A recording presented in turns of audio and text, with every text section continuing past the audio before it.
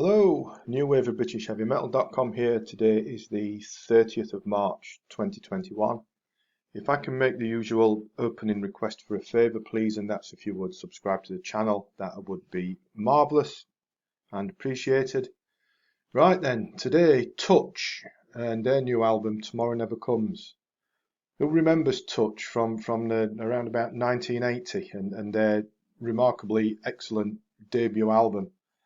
Well, here they are, some 40 years later, out of nowhere, back with a new album. Who would have expected that? But it's marvelous. It's just like they've never been away.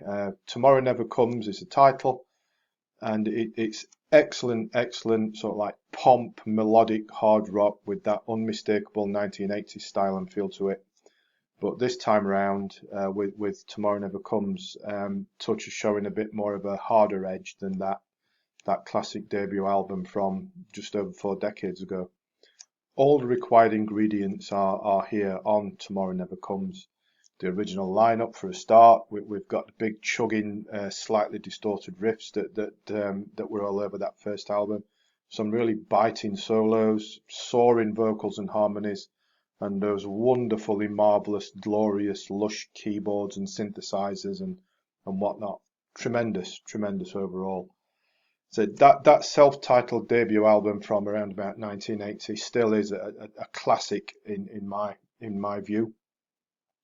And of course, what everyone might still remember is that the band hold the distinction of being first on the bill at the inaugural Monsters of Rock festival at Castle Donington all those years ago as well. I was there that day, one of the thousands that were, and can't remember too much about it because, well, it was 41 years ago. I was a lot younger, and there might have been far too much liquid refreshment involved, but let's not go there.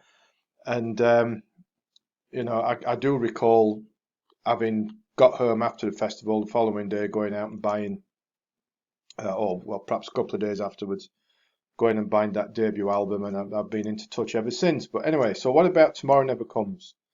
After 41 years, does the world really need another Touch album? My emphatic answer to that is yes, it does, because they really don't make them like this anymore.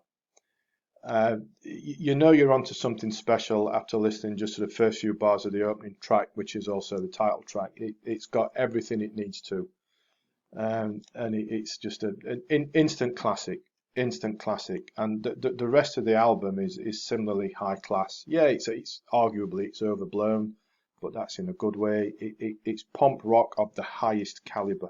It really is. Sure, all the keys and synths are right up there, but so is everything else as well. It's all so well put together, composed and performed. The guitars bite.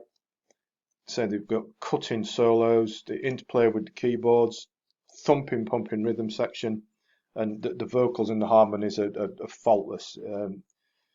Touch do pomp, yes, of course they do, but man, they rock as well. They also stretch out a little bit more here into like progressive territory. For example, the marvelous mini epic 8 minutes worth of Swan Song, glorious proggy symphonic suite of music, pushing things up to 11 and beyond. Frozen Ground, a few cuts later on, is not dissimilar, and another mini epic progressive masterpiece. In amongst all this going on, Touch showed that they can hit the hard stuff as well. A little bit of rock and roll, for example, that's a really powerful, speedy rocker. Big riff, doesn't let up, start to finish. Let It Come also has a huge riff, which will take you back. If you remember that first album like I do, the first few notes of that and the riff, you'll think you're listening to something else, but you're not. Monster song. There's not a duff note here anywhere throughout. A dozen superb tracks, glorious, sublime, expertly composed and performed pompness, which is such a pleasurable listen. It's irresistible. I've had it on pretty much constantly since it arrived 3 or 4 days ago. It's March 2021, and already a quarter of the way through the year. This is like surprise comeback album of the year straight away. I think even though there's 9 months of the year left, I think it'll take something remarkable to knock Touch off top spot for a remarkable comeback album out of nowhere. Tomorrow Never Comes, fantastic album. Touch back with a bang, And let's hope it's not the last we hear from him. Marvellous album from start to finish. If you'd like to check it out, as always, there is a link below to the album on Amazon. You know, in all its various formats, CD, this streaming malarkey that I still don't understand, and whatnot. It's all there in various formats. There's also a link back to the blog post if you'd like to read that. Please subscribe to the channel if you haven't already. And as always, thanks for watching, thanks for listening, and take care.